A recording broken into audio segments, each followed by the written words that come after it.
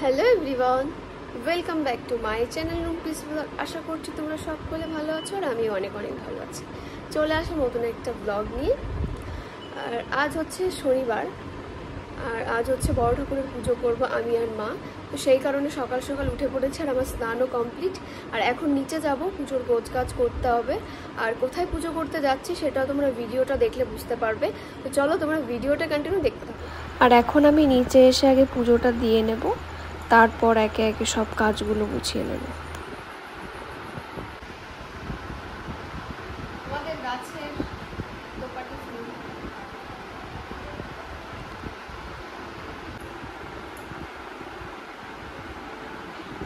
আর এদিকে কিন্তু আমার পুজো দেওয়া পুরো কমপ্লিট। মন্দিরে যাবি পূজা করতে? যাবি কটার সময়? 4টে নাগাদ। তাহলে 4টের সময় যাবি, সবাই লাস্টে রাস্তার উপর বসবি। হ্যাঁ, আমরা 1:30টার সময় যাব। 1:30টায়। হ্যাঁ, যাইয়ে ঘরে বসবো সামনে। কলেজ ফলগুলো দুটো নিয়ে আসলাম।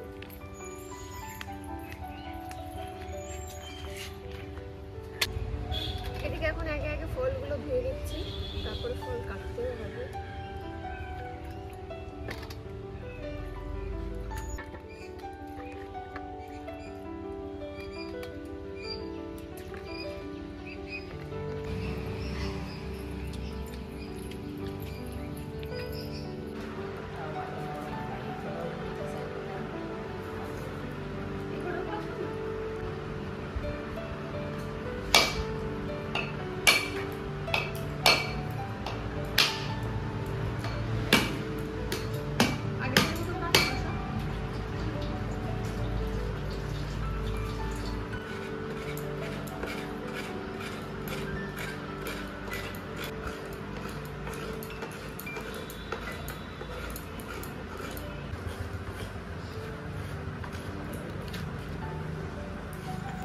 আর পুজোর জন্য যা যা নিতে হবে মা এদিকে একে একে ব্যাগে করে সব গুছিয়ে নিচ্ছিল।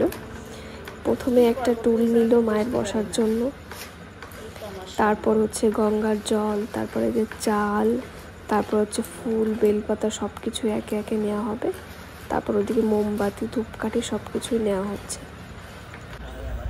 আর এদিকে মা এখন আলতা পরে নিচ্ছে।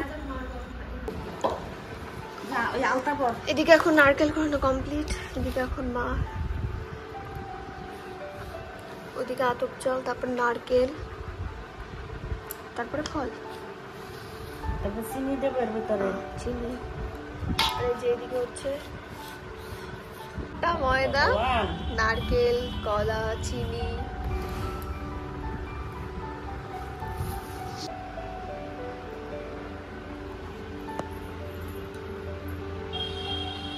আর এদিকে কিন্তু মায়ের আলতা পরার পর আমিও কিন্তু একটু আলতা পরে নিচ্ছিলাম পায়ে।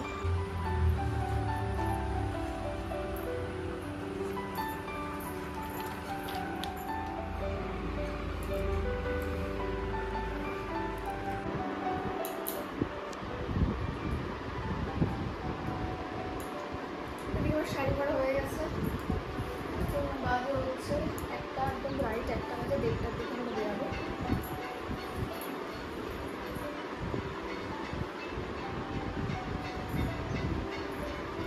রেডি,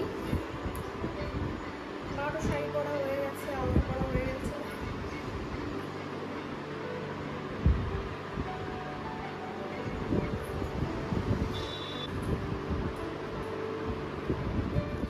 হয়ে গেছে।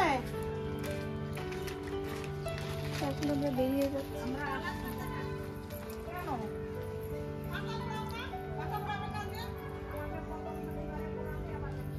আর আমরা পুজো করতে যাচ্ছি আমাদের বাড়ির এখানে একটা শনি মন্দির আছে সেখানেই। আর আমাদের বাড়ি থেকে 5-7 মিনিট লাগে যেতে সেখানে। এই যে আমরা চলেও এসেছি।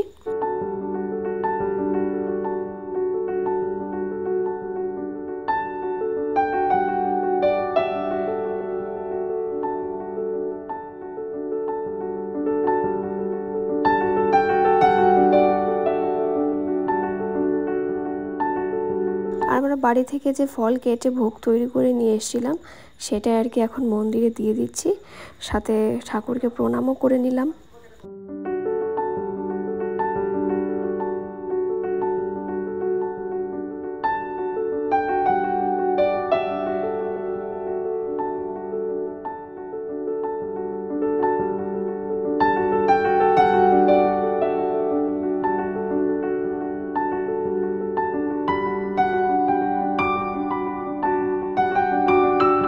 তোমরা হয়তো যদি লক্ষ্য করো তাহলে বুঝতে পারবে, আমরা যখন এসেছিলাম তখন কিন্তু এত লোকজন ছিল না। দেখতে দেখতে চোখে নিমেষে কত লোকজন হয়ে গেছে, এমনকি রাস্তা দিয়েও বসতে হয়েছে লোকজন। এই যে দেখতেই পাচ্ছ কত লোকজন হয়েছিল।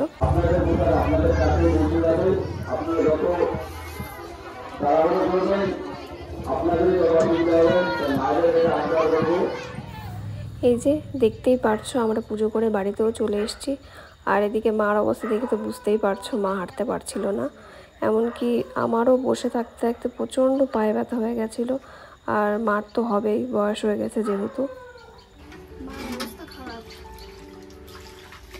আমরা প্রায় 2টো থেকে 5:30 অবধি বসে আছি, মানে তারপরে দাঁড়ানোর পরে উপরে রাখিয়ে তারপরে ওই দামা দিয়ে ঢাক, তারপরে পরিষ্কার নেই মাথা স্ক্যান নেই এর উপরে দামা দিয়ে ঢাকা দে। আর হ্যাঁ, আমি কিন্তু আগে কখনো সিন্নি প্রসাদ মাখাইনি, এটাই হচ্ছে আমার প্রথমবার সিন্নি প্রসাদ মাখানো। এদিকে এখন সিন্নি প্রসাদ মাখানো হচ্ছে, আর এদিকে একটু আমল দুধ দিয়ে দিল যাতে একটু টেস্টটা ভালো হয়।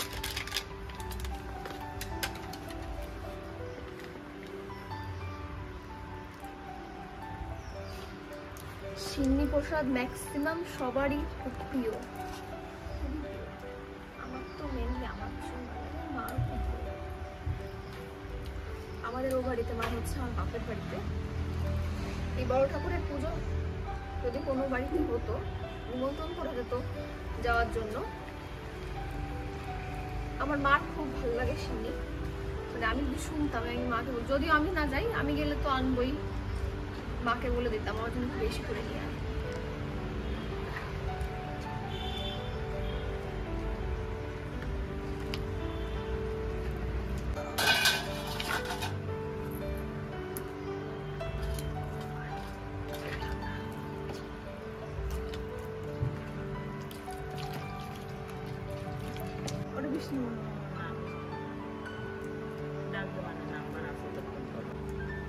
এদিকে আমার সিন্নি মাখানো হয়ে গেছে, এবার